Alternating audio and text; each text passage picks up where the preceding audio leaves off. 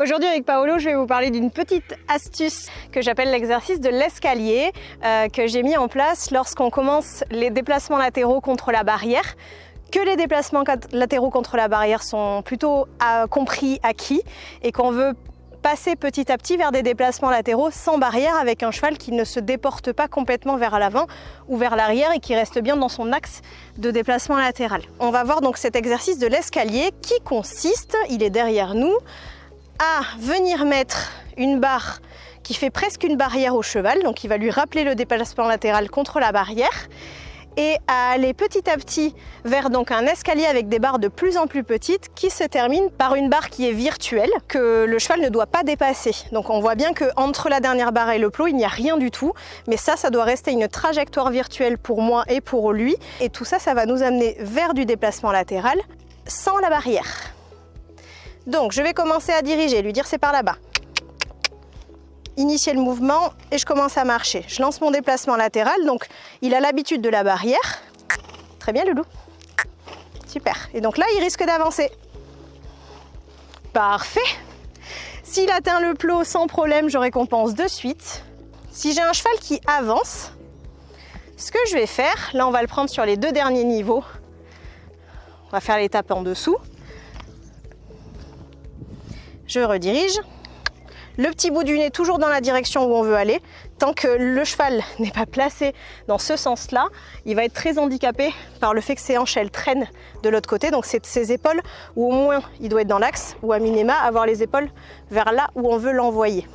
Et on reprend. Donc je dirige dans le sens où je veux l'envoyer, je pousse à l'épaule, oui. Et on y va, et je marche. Si jamais il avance, donc là c'est pas le cas mais je vais vous montrer.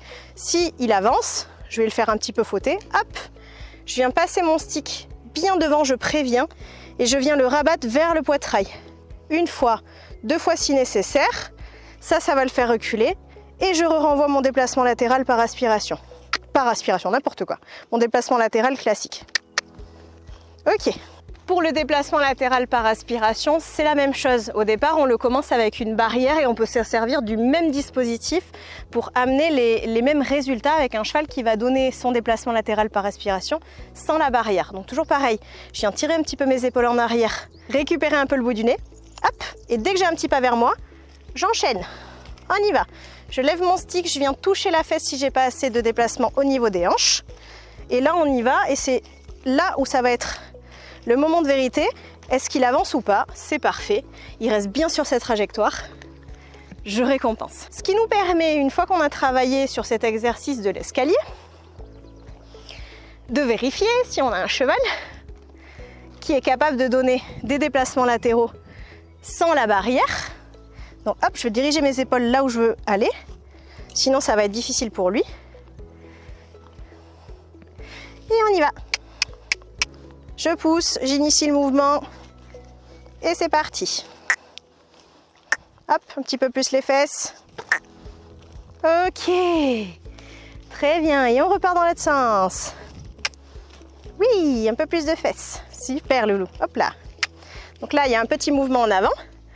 Je contrôle. Je redemande mon épaule. Je redemande mon aspiration. Super. Très très bien grand. C'est très très bien ça.